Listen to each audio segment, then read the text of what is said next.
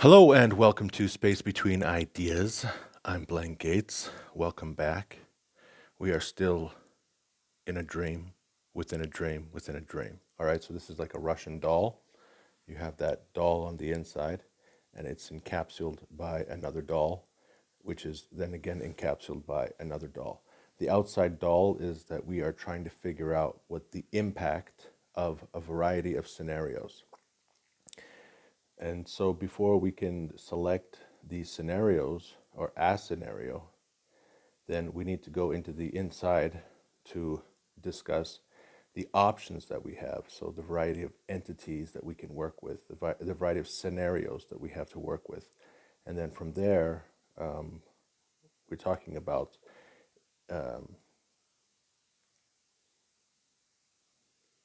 that would be a dream inside of a dream inside of a dream. Okay, that would be like 4 levels. So the thing is, like, I put the state teamwork checklist next to the state drive checklist. So in that Excel spreadsheet, you're basically just adding another row to describe the attitude of the entity. And then when you're describing the attitude of the entity, that goes within a framework of all the other aspects of that entity, whether it be a provider or a colleague, a peer, or a customer. Now, it doesn't necessarily mean like is it that every single scenario is connected with certain people? Because there's also a possibility that you're going to be using the same provider no matter what, but you have different scenarios within the concept of working with that one provider.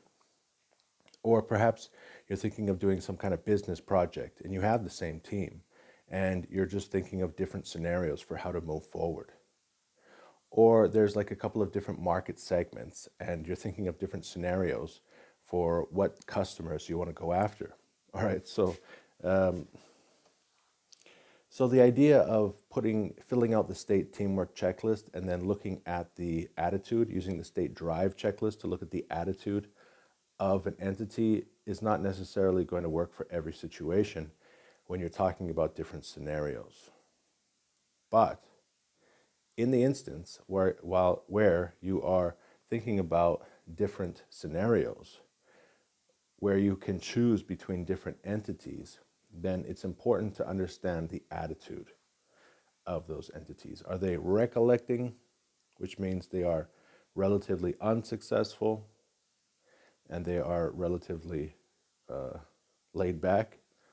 Or do you have an entity which is striving? So they're not so, they're not in a leading position, they're still in a trailing position, but they are diligent. All right, and then once we get through, so right now what we're talking about is how to move someone from from recollecting up to striving. And we're going to be talking about this for today, tomorrow, the next day, after that, another 7 days. So, we're at this the core, right? The motivation of these entities, the very middle doll inside of these Russian dolls. Now, but today is the last day that we're going to talk about people who are motivated by the idea of shaping potential. All right, so we discussed people who like to maintain or enhance wellness. We discussed people who like to attain certification or other recognition. We talked about people who like to enhance their reputation. We also discussed people that like to deploy, gain, or create resources, methods, skills, or knowledge. And if you would like to review those ideas, 1, 2, 3, 4 ideas, then just look over the last 4 videos in the playlist 101 Business Themes on this channel, Space Between Ideas.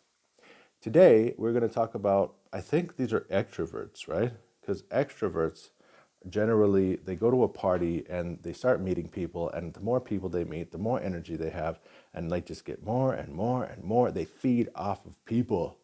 Then you have these other guys who are called introverts, and they go to a party, and every single person they talk to, it's like a giving of themselves until they just can't talk to anyone anymore.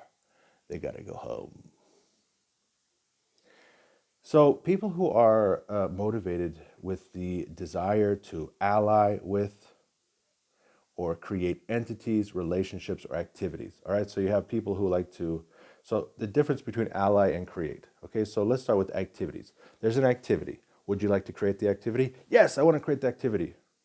Okay, that's a person who likes to create activities. I love creating activities.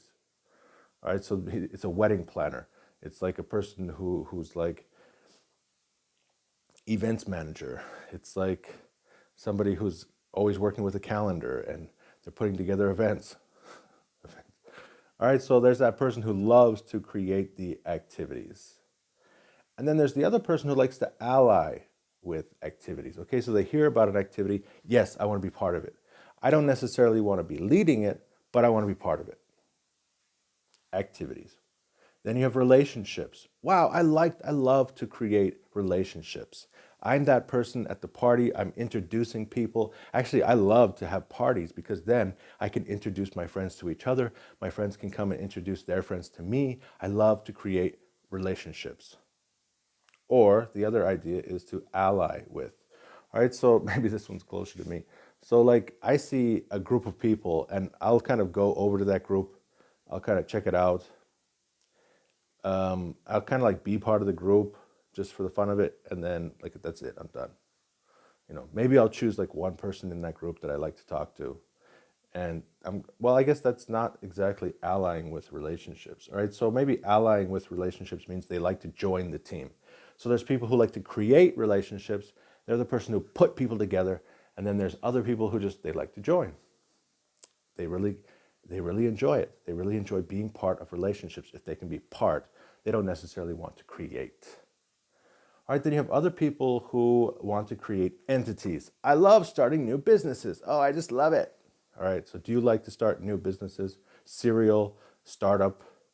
You just love to create entities. I got an idea. Let's make a business around it. Remember the state invented this checklist where you have people who form entities.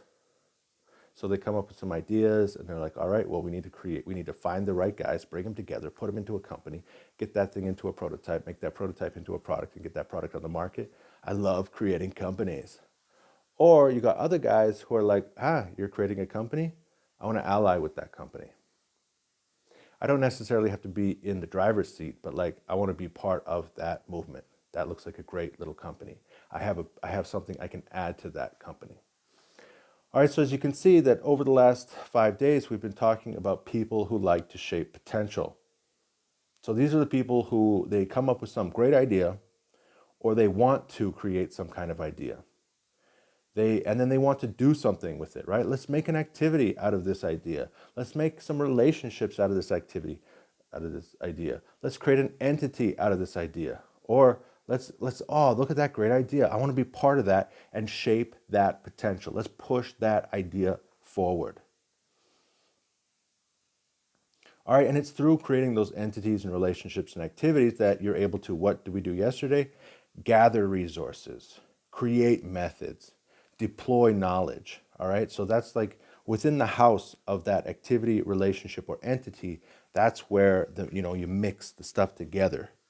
The ideas, the resources, the skills, the methods, the knowledge, you mix it all up within that entity, within those relationships. And then you send it out, some kind of activity. All right? And then, it's through that work that you start to enhance your reputation. Because, oh, look, those are the guys who did this. Those are the guys who deployed that knowledge. Those are the guys who created those resources. All right, and then of course, remember we were talking about attaining certification and other recognition. We spoke about maintaining or enhancing wellness. All right, so that's the first section, talking about shaping potential. So when we talk about the endeavor elements, remember there's 3 endeavor elements. There's create effects, there is form agendas, and at the bottom is shape potential. All right, so we're talking about people who like to shape potential. And if you want to move somebody, if you see somebody who's like, I'm not feeling very motivated, but you find out that they have this purpose inside them to shape potential. Maybe what they're doing, like you're focusing on it. Maybe the guy's job is just to like data entry or fixing a pipe. Maybe it's like effect driven, right? So he's doing the end result, and he's just like, I don't like following instructions. and just doing what the instructions say. I like to be the person who gets my hand in the clay and I start to form something from that clay. I have these ideas. I can see the world in a different light. All right, so all these ideas are in order to help you to think about ways to motivate people and to make sure that the people that you're working with are in the right area. And if you can get the right people in the right area, naturally, they're going to be able to move from a recollecting life sucks to a striving, I'm trying to get somewhere. So, and then from that, you're going to know exactly like, do I want to work with these people? If I work with this guy, how do I work with this person? Is this a scenario that suits this group of people? All those decisions can go around the attitude that these people have toward work. It's great to see you once again. Day number 63. This is Space Between Ideas. I'm Blaine Gates.